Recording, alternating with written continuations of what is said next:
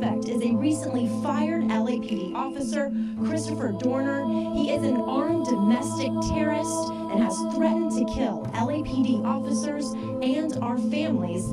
Please advise everyone. Chris Dorner, the department now calling its former officer a domestic terrorist. This is an act, and make no mistake about it, of domestic terrorism. We will not tolerate this reign of terror. About how, like any other jihadist or any other type of terrorist, the fact that he's willing to die makes him the most dangerous, and that is true, and that is why law enforcement is treating him like a domestic terrorist as they should.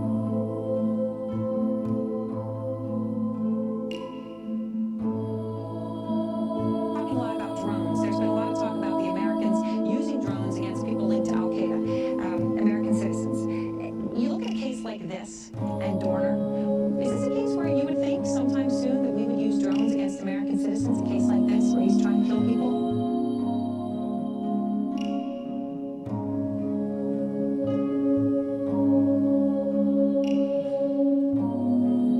Hello everyone, welcome to GGN. Today is Friday, February 15th, 2013, and I'm Darko. I'm going to continue with this story right now. Chris Dorner died of a single gunshot wound to his head. Autopsy results. Now, most of you, I know a lot of times that you've already seen this by the time I get to this, but I like to just put all the different stories that have been going out through the news cycle in the last week and try to tie it together a little bit better. A fugitive ex-cop, Christopher Dorner, was killed by a single gunshot wound to his head. This is the San Bernardino County Sheriff's that's reporting this.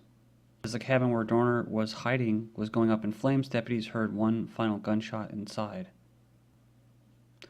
Also, you have Dorner Manhunt, Incendiary, basically tear gas, reportedly used on cabin. So again, this is the same type scenario, which is weird because, like I was just talking about Waco, about how these cops, they just, whether this thing was like a Running Man incident where this guy was actually falsely accused of something, didn't even do it, or the whole thing was a PsyOp, didn't take place, I don't know. God only knows. I mean, even in alternative news, that's getting a little wacky now, so, with incidences not even supposedly happening and stuff like that.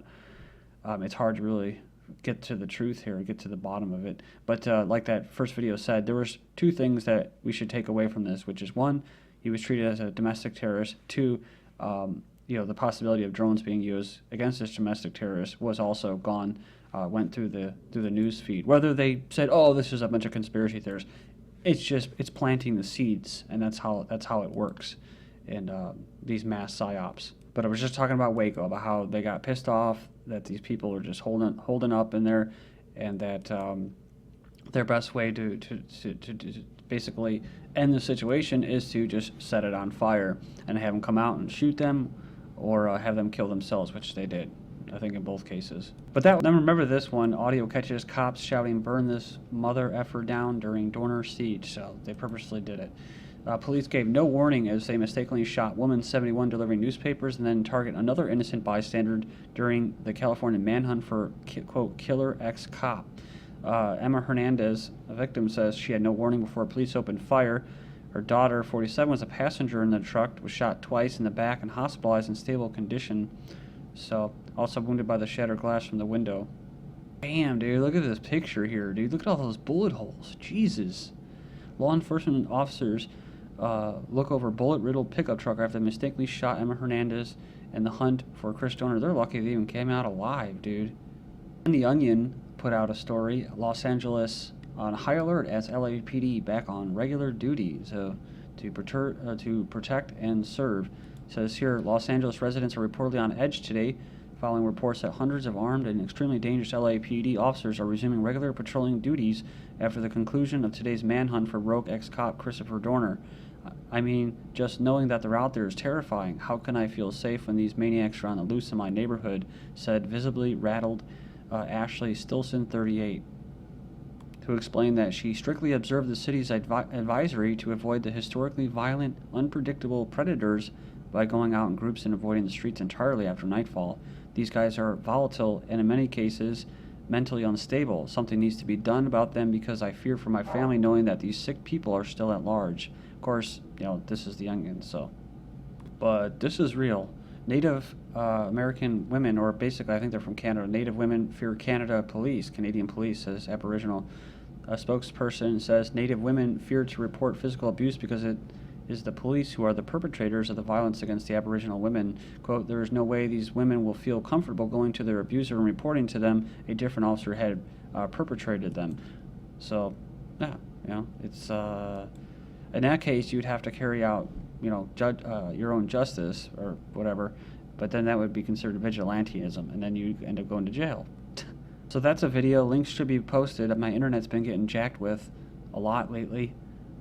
Just dropping my internet connection. But here's another video you should go check out. Chris Matthews, Natural Rights and Second Amendment.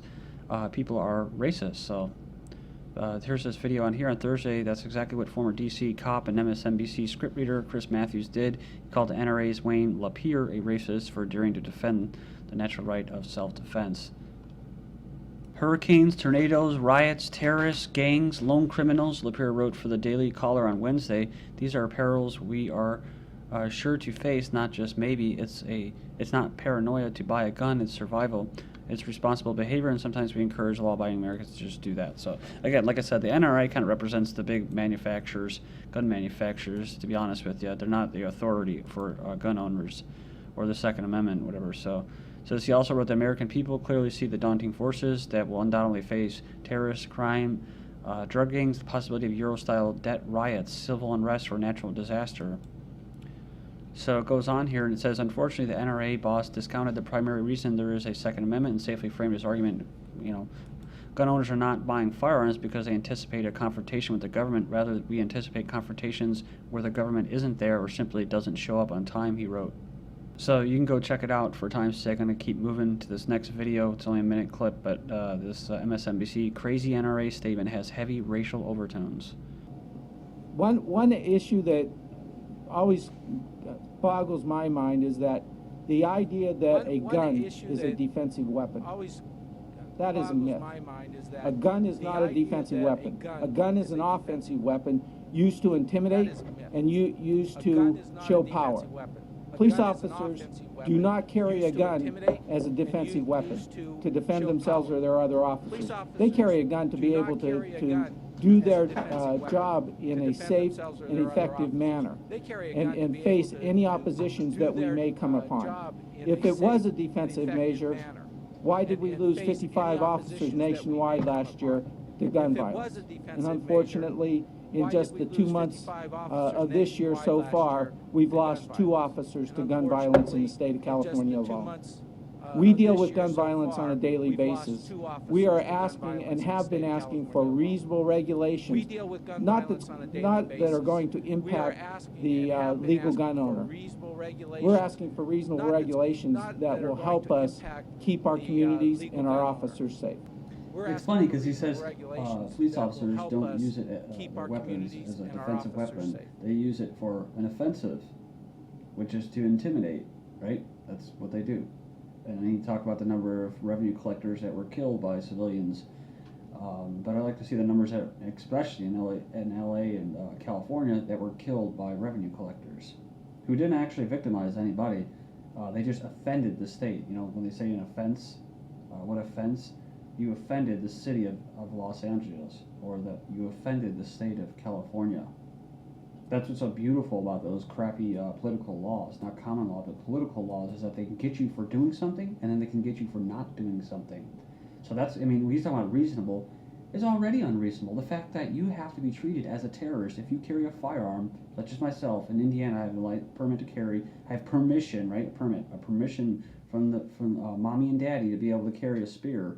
To defend myself. Now, if I go across this imaginary line with my spear, well, then I can be considered a definite terrorist by the Chicago Police Department. I mean, they even said, we'll shoot you on sight. All right, sorry about the audio there, but Missouri House Bill 545 would make possession of any or many semi-automatic weapons a felony. So, it says here that any person who, prior to the effective date of this law, was legally in possession of an assault weapon or large capacity magazine shall have 90 days from such effective date to any of the following without being subject to prosecution. So remember, we were talking about from that That forum of special forces, mostly Delta forces, had over 1,500 signatures by them saying that they don't support this basically legislation for gun control, and they were talking about how this term assault weapon is a political term or political description of it. Remove the assault weapon or large capacity magazine from the state of Missouri. Render assault weapon permanently inoperable. They're actually doing that to Marines now. Marines, of all people, are supposed to be like the most faithful. They're disarming them when they have these speeches and inaugurations and stuff like that. Even when Panetta went to go visit in Afghanistan, disarming the Marines there as well. Surrender the assault. So they don't even trust their own people. I mean, this is getting crazy. Surrender assault weapon or large capacity magazine to the appropriate law enforcement agency for destruction, subject to specific agency regulations. Unlawful manufacture, import, possession, purchase, sale, or transfer of any assault weapon or large capacity magazine is a Class C felony. A felony. Moving on, gun control measures approved by New Jersey Assembly Committee despite protests. An overflow crowd of gun rights advocates clashed with Democratic lawmakers today during the ruckus 7-hour hearings, and an Assembly Committee approved 20 bills that further restrict access to firearms and ammunition. So it says it's a laundry list of measures despite some outbursts from a throng dotted with NRA baseball caps. Again, see? These are people, right? These are people that want to carry their spares. Fuck the NRA, right? They don't speak for people, but they like to put this in this propaganda pieces like this. Camouflage clothing. Ooh, they're militaristic. They're going to rise up, right? Militias, that are hunters, right? And jackets featuring a coiled rattlesnake. Ooh, from the revolutionary flag. Ooh, revolution. It's what the powers that be want, right? At least 2 in the audience were ejected. Ooh, so they're unruly. They don't expect authorities. So I'm going to move on. It's making me sick. U.S. 5th graders admit to plotting to murder fellow students. And of course they're going to increase security. I saw a McClatchy article how they're going to beef up security in Connecticut. And but like I said, they're not going to address the issues of society and how screwed up we are and how far beyond being effed up we really are. I mean, this is damage being done every day to the psychology of human beings. Just damaged, traumatized. And all these shows, like just talking to a family member about another family member. I was just talking about a subject about this, about how parents just don't even care to let their kids watch stuff where necks are getting sliced and blown away and all this violence and swearing. And it's like nothing. Whereas before, maybe when I was a kid, you'd have to sneak to do that. But no, they don't want to address those issues. They don't want to address those issues. And instead, they just want to put them on medication, which is basically, it's the way they're acting, the way they're feeling as a result. It's the blowback from the eugenics and social engineering. So they, again, like everything else, like the pharma industry, health industry treats it, they treat the side effects, and they don't actually try to cure you. Basically, they treat the symptoms and not the disease. So they put them on antidepressants and stuff like that. And then when they get off them or they're on them, then they actually get suicidal and violent. And that's been proven. So it goes on here. It says 2 5th-grade students at this elementary school in a small town of Washington may be charged with conspiracy to commit murder after admitting to school authorities they plan to use weapons found in the backpack of a 10-year-old kid to lure another student outside the school and kill her because she was really annoying. She was probably maybe an independent thinker. I don't know. But this is how crazy it's getting. Was going to kill her with a knife, and then the other boy was supposed to use the gun to keep anyone from trying to stop me or mess up our plan, said a U.S. 5th grader.